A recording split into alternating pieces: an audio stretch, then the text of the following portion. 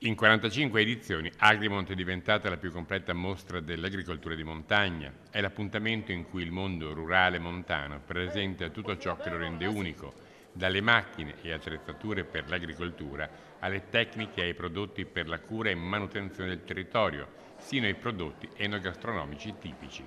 Ma Agrimont è anche l'occasione per riflettere sul futuro della fiera stessa. Stiamo respirando sicuramente un momento di incertezza e di preoccupazione anche per quello che sta succedendo nel mondo e sicuramente tutti i settori ne pagheranno e ne stanno pagando le conseguenze. È chiaro che le istituzioni devono garantire la massima vicinanza e sostegno a un comparto che, ripeto, è strategico per la tutela e la valorizzazione del territorio e soprattutto perché è composto da tanti giovani. Anche questo aspetto secondo me è importante, giovani che credono nel territorio, che hanno ancora la voglia di fare sacrifici e lo fanno con tanta passione, quindi noi abbiamo veramente il dovere anche per questo di garantire il massimo sostegno e la massima vicinanza.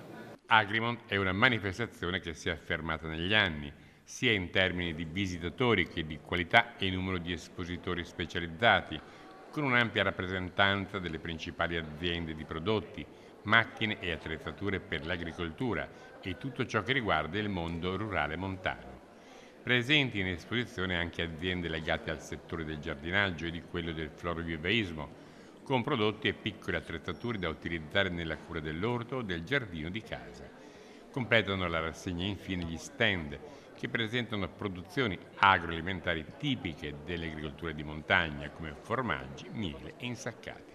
È la fiera della montagna, è la fiera del territorio della provincia di Belluno e ha bisogno di tutta l'unità di intenti di tutti coloro che credono e vogliono bene alla provincia di Belluno. Le associazioni di categoria, tutte, non solo quelle agricole ma anche quelle degli altri comparti, ma anche la politica, ma anche gli stakeholder, quindi anche gli imprenditori.